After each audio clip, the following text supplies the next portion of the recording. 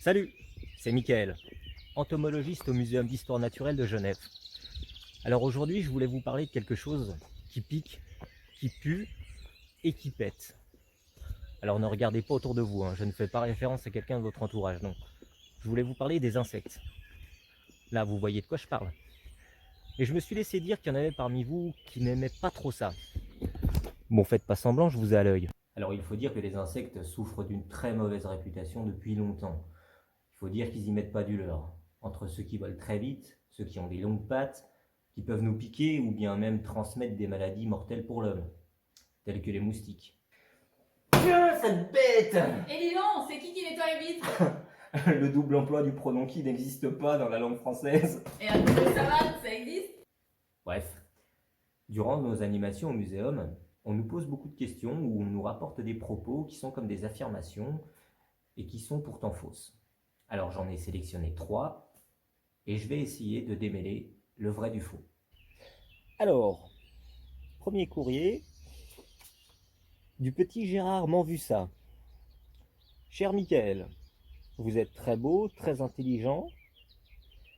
Ma maman voudrait savoir... Ah non, c'est pas ça là. Voilà. La petite Candice nous dit: ma tata m'a dit de faire très attention aux frelons. Ils peuvent nous piquer.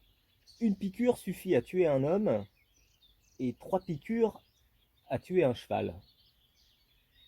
Sérieuse?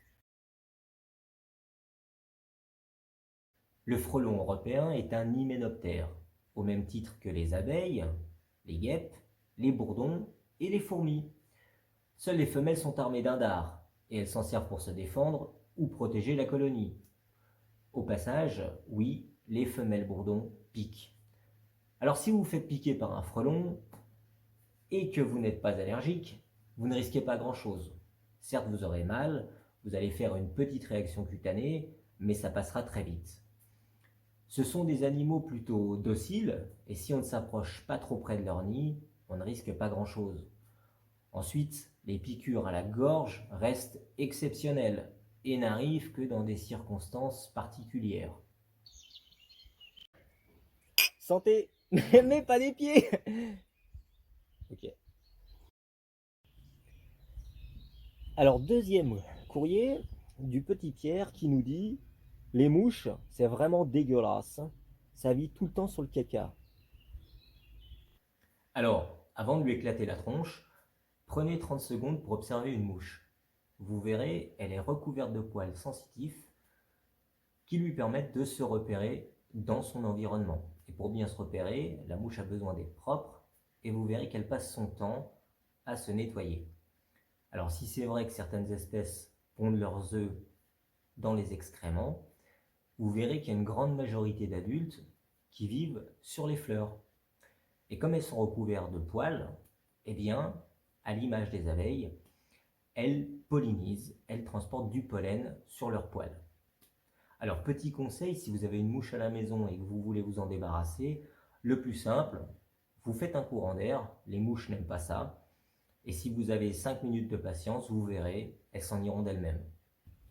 Et enfin, dernier courrier du petit Kevin qui nous dit: les insectes, c'est comme mon papy, ça pue, ça pète.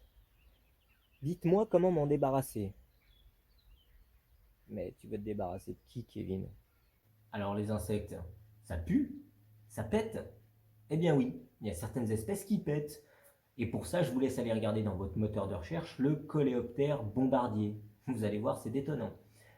Bon, après, s'il y a certaines espèces qui sentent mauvais, c'est pas tout le temps. C'est des techniques utilisées pour repousser certains prédateurs.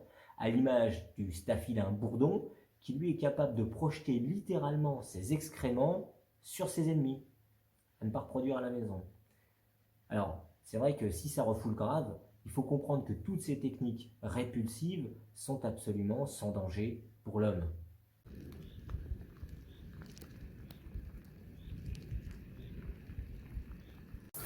Bon, même si sentir le rat est une excellente technique pour éloigner les intrus, surtout en cette période de confinement, pensez à prendre une douche pour la paix des ménages.